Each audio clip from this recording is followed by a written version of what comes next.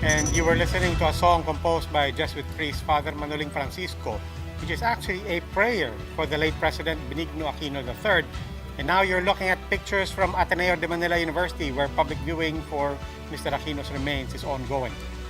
This public viewing at the Church of the Jesus opened at 10 a.m. today and will close later at 10 p.m.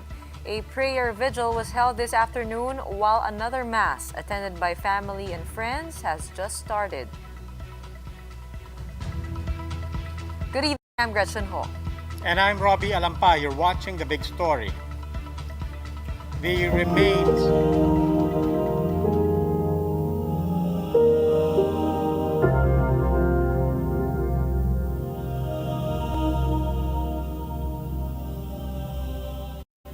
remains of former President Noynoy Aquino have been opened for public viewing, with both top officials and other supporters coming in to pay respects.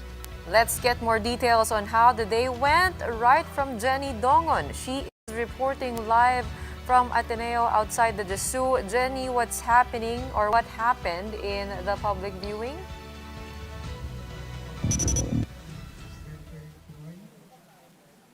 Gretchen, Robbie, Black, and the Aquino family signature brand of color yellow have been the dominant colors in the wake of former President Noynoy Aquino. But officials from different sides of political spectrum also came to pay their final respects here at the Ateneo de Manila University. The Ateneo de Manila is very honored and privileged to welcome home our illustrious son, Benigno Simeon Cojuangco Aquino III. A person for others and a leader for others. This was how Ateneo described its alumnus, former President Noynoy Aquino. The university opened its doors for the wake of the late chief executive, and a slew of government officials were present. Among them is Vice President Leni Robredo, who considers PNoy as a longtime family friend and ally. Other officials who visited were Executive Secretary Miladea, Senator Franklin Drilon, former Senator Antonio Trillanes, former DILG Secretary Marojas, and former Senator Rodolfo Biazon. Miladea says President Rodrigo Duterte also expressed intent to visit yesterday, but was told that the cremation was still ongoing. Duterte has sent over flowers, just like former Presidents Joseph Estrada and Gloria Macapagal Arroyo. Miladea says the palace offered a state funeral for PNoy, but the family opted for a simple ceremony. This was evident in this morning's mass at Ateneo, from a simple arrival honors for the urn of the former president to a very short but emotional service. To the family, we grieve, we extend our sympathies, and we will pray for the eternal repose of the former president.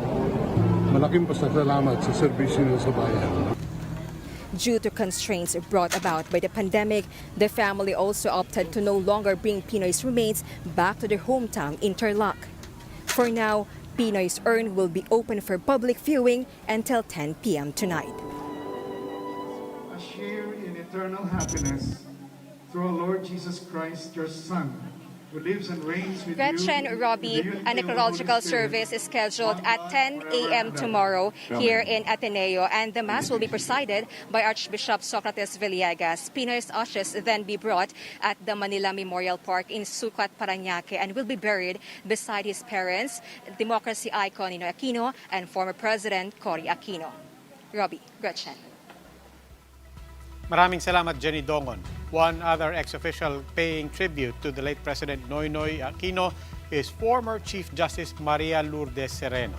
In a statement, Sereno, who was an Aquino appointee, called him a good man, a responsible leader to put in the work to strengthen government institutions, especially the judiciary. She recalled how Mr. Aquino vetted her for the High Court post over the phone and reminded her to do the right thing. Sereno, who was ousted through a co-warrant of petition in 2018, says she will always remember this advice from PNoy. These are the other big stories tonight.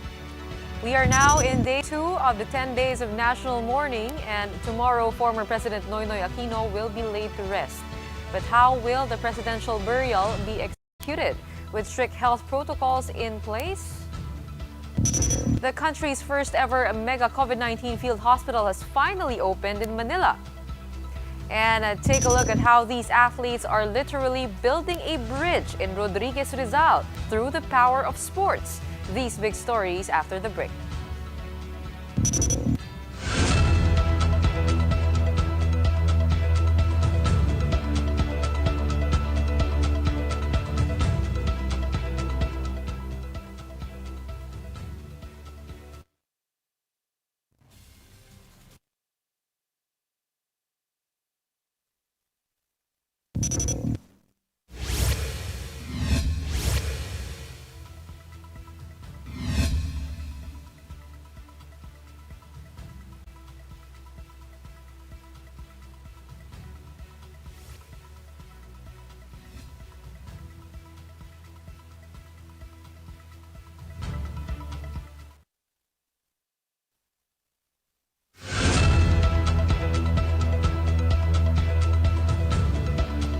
Good evening. You're still watching The Big Story. I'm Robbie Alampay.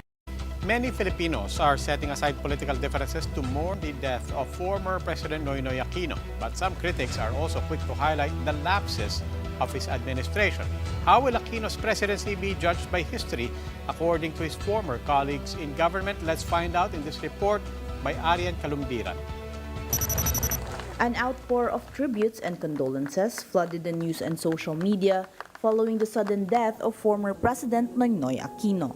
Much has been said by many in remembering his term in office. Many of his supporters emphasized that his leadership was not perfect, but despite this, they believe PNoy is still very much worthy of respect.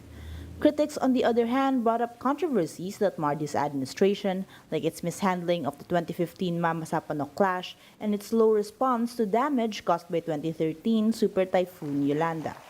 This begs the question, how exactly will PNoy's legacy go down in history?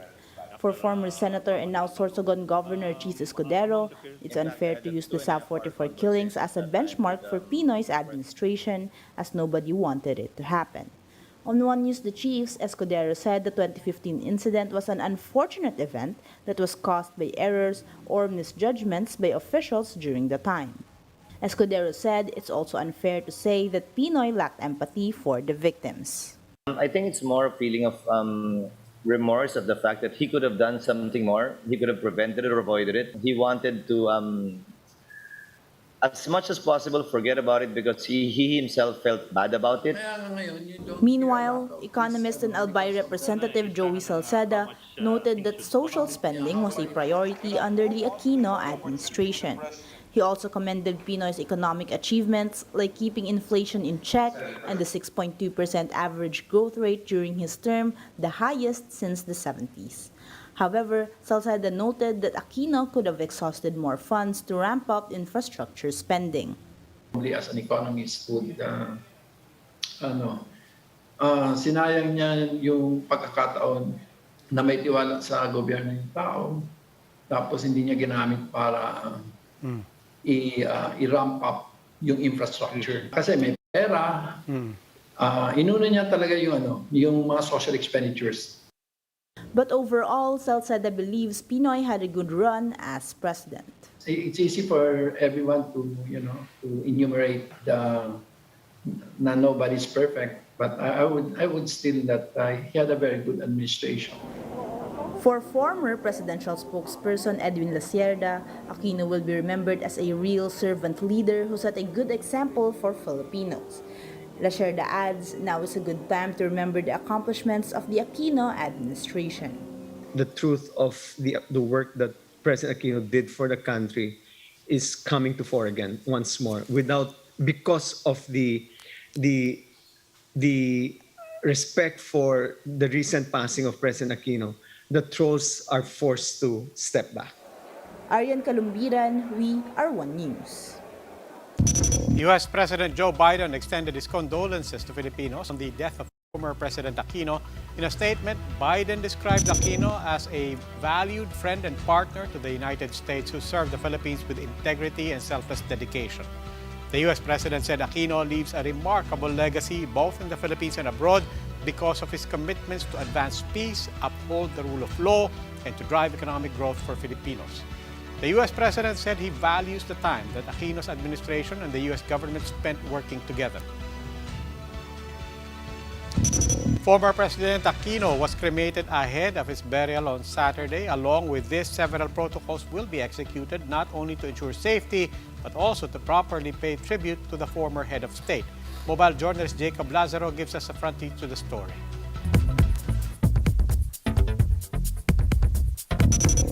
On the day of a former leader's death, the incumbent president shall declare a national mourning period for 10 days. President Duterte declared the mourning period from June 24 to July 3.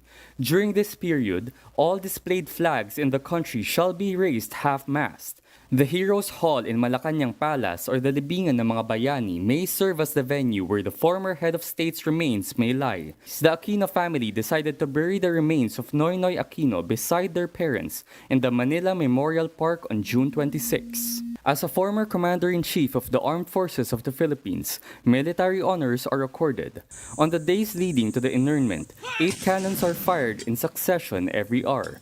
These 8 cannons represent the 8 provinces in the Philippine flag, which participated in the revolution against the Spanish colonization. The remains can be carried in a horse-drawn carriage like Diosdado Macapagal Arroyo, or a hearse or a truck like Corazon Aquino. On the day of interment, on the moments leading to the lowering of the casket, 21 gun salutes will be done in succession with a 1-minute interval. The same gun salute will be done in other military camps in the country with available cannons. The flag may be draped over the casket, and after the burial, the flag will be folded to an equilateral triangle and be given to the most senior member of the family. But because of the pandemic, the AFP is still working out on the logistics of the burial procession of Benigno Aquino III to observe health protocols. I'm Jacob Lazaro and we are One News.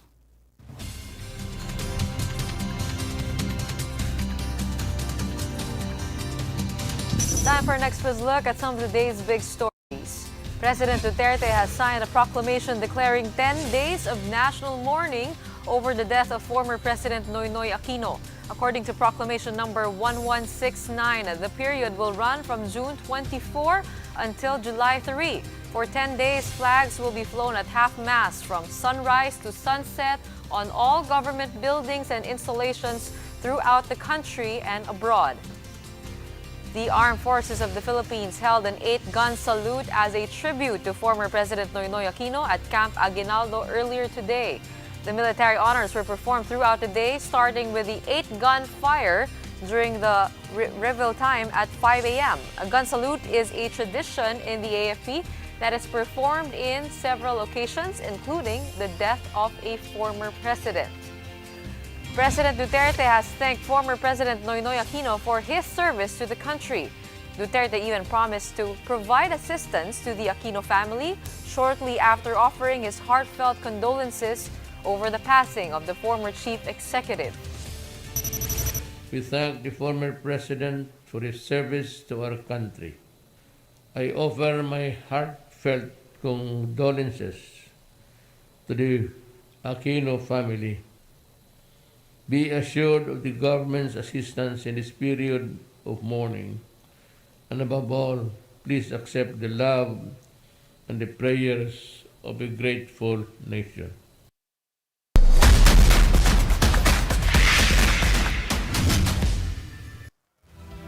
I'm Gretchen Ho, your Woman in Action. Now, the Philippine Obstacle Sports Federation has recently launched a project that aims to rebuild the Wawa Bridge after a spate of super typhoons destroyed it and cost the livelihood of many. Let's get to know more about their project in my report. In the mountains of Rodriguez in Rizal lies Wawa Dam, a go-to destination of tourists and athletes.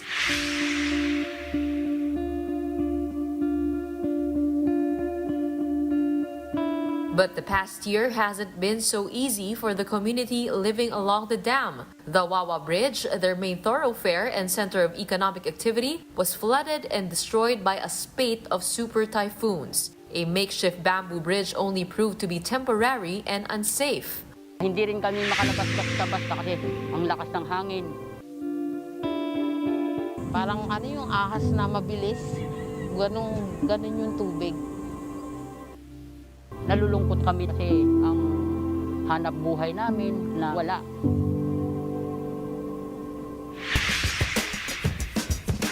To give back to the community that has been welcoming them for years, the Philippine Obstacle Sports Federation and Race Yaya launched a project last May to rebuild the Wawa Bridge.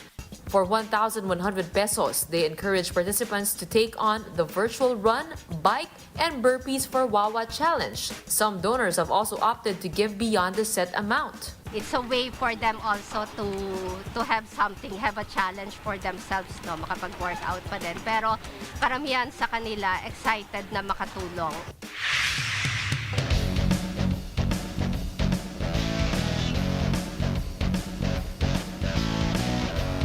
Race Yaya organizer Christine Ferreira said they've already raised about 2 million pesos.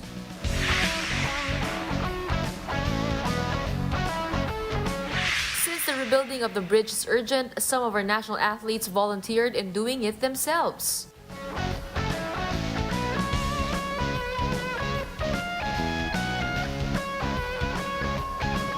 Oh, kamusta naman yung pagtulong ninyo dito sa paggawa ng Wawa? Okay naman Good din sa mga athletes natin yan kasi at least hindi lang puro training ang ginagawa nila, makatulong din. On a regular basis, may mga employees tayo, mga laborers from Wawa mismo na nagtatrabaho sa bridge. Talagang yung workforce nito galing talaga dito sa lugar nito. Archie, a tour guide who has been living in the area for about 20 years, is grateful as he lost his source of income due to COVID restrictions.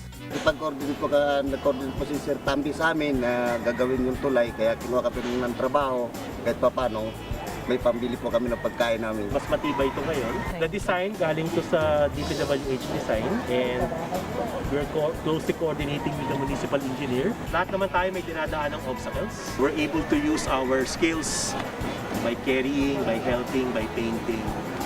So, yung buhay naman kasi parang obstacle sports sa deeper purpose, such as change. Create better humans and help each other overcome obstacles. That is at the heart of this project here in Wawa Dam. And with the combined efforts and talents of our athletes and locals, together, they were able to bridge the gap in this pandemic. Gretchen Hall, we are One News. Time for another quick break. When we return, we will visit the country's first ever mega field hospital for COVID-19 patients. And we'll take a look at how PNoy celebrated his last birthday with a few friends.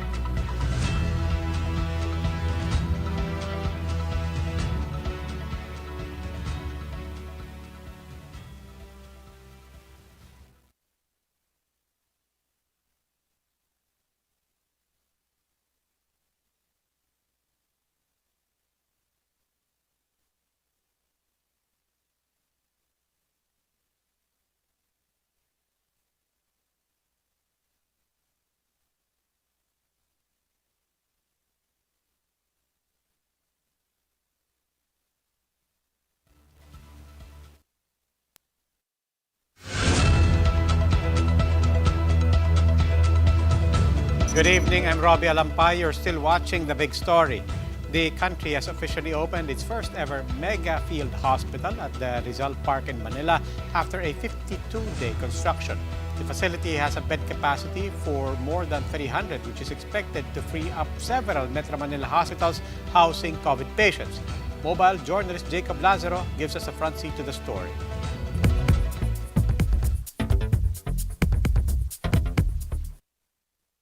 It's one of the biggest mega field hospital in the country and the biggest in Metro Manila. And on Friday, it opened its doors to COVID-19 patients. Completed in just 52 days, the mega field hospital is a semi-permanent medical structure built on Rizal Park in Manila. As we now inaugurate one of the biggest field hospitals in the country. The Mega Field Hospital is meant to unclog Metro Manila's hospital of COVID patients, able to house 344 mild to moderate COVID-19 patients. The field hospital frees up other Metro Manila hospitals to serve the other health needs of Filipinos. Manila's 6 district hospitals, for example, experienced beyond 100% occupancy during the recent COVID-19 surge. Luluwag, gagaang ang trabaho ng mga doktor at magpapunction na rin fully yung ating mga ospital for its regular purpose. And the beds, there's really no private room here because the beds are all set in a ward style. But the whole hospital is air conditioned, and right now it's pretty cold here, pretty comfortable, especially during the summer heat. And there are also TVs. As you can see over there, TV set up all throughout the ward for entertainment. More than 200 healthcare workers were assigned here. There are shower rooms and dormitories for the healthcare workers. Services are free. Construction started in April with a 154 million pesos budget, and the project finished 8 days early from its 60 days deadline. Aside from freeing up bed space in Metro Manila's hospital, the project also shows that authorities can put up a major field hospital in just a month and a half's time in the event of an emergency or another surge. But again, I would like to thank 362 construction workers, Filipino construction workers who did this day and night. I'm Jacob Lazaro, and we are One News. It's a different story for the mega vaccination site at the Nayong Filipino complex, which appears far from being ready. Vaccine supply to be deployed in the facility arrives soon, so can they make it in time? Mobile journalist Pamela Vasquez shows us the progress of the construction.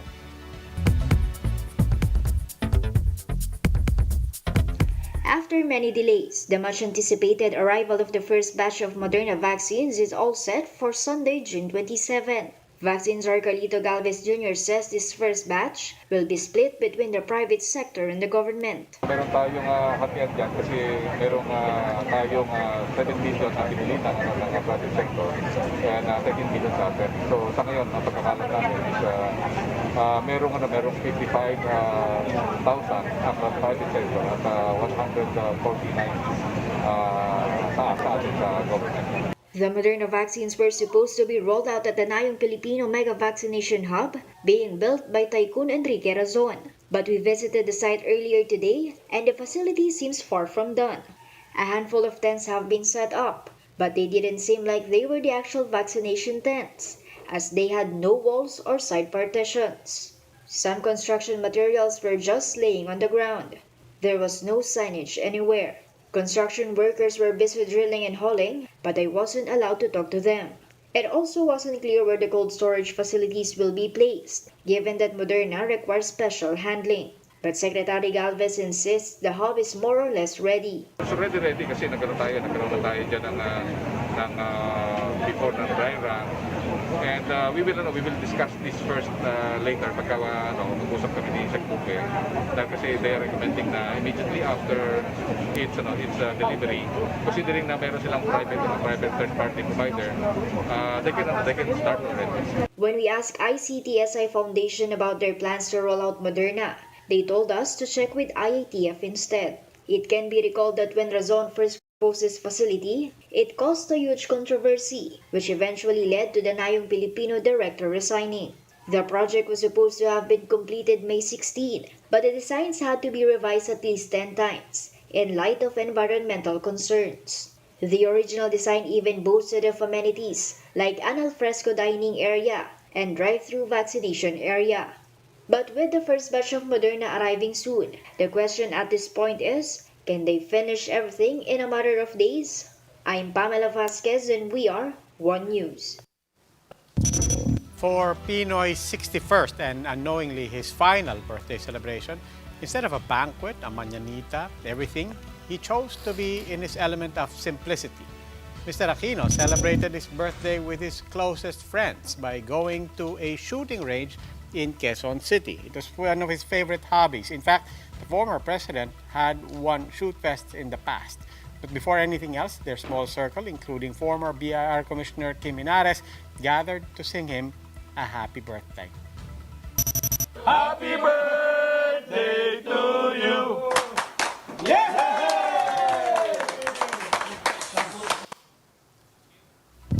So many more anecdotes are coming out after his death, and then we see another side to the president's life and his character. Yeah, I have to admit, it's one of the things that I look forward to. It's, after Big Story, the Chiefs kahapon, yan yung tema namin. Tonight, we're looking forward to it again because we're going to talk to more people who knew him and the sides of him that most people don't know. So we're really looking forward to that. Kanina, I was watching the Mass in Ateneo, and si Chris was speaking after, and sabi niya, favorite song daw ni PNoy, yung Paubaya ni Moira. Moira was singing, and what Moira de la Torre did was change a few lines, and nirelate niya yung Paubaya to the Lord. So it was really moving, the service was moving, and ako personally, being an Atenean, I love how he was very close to the Jesuits, and even though they had arguments, he still considered Ateneo his home. And we will get to know more about PNoy, not just the president, but the man. Later on, please join us on the Chiefs. Thank you so much for joining us today. That wraps up today's big story. Catch us again on Monday at 8 p.m. on Signal Channels 8, 250. Please like our Facebook page, One News. For more in-depth analysis, visit our webpage, onenews.ph. Mask on. Wash hands. And stay safe, Philippines. I'm Robbie Alampay. I'm Gretchen Hall. We are One News. Have a good evening.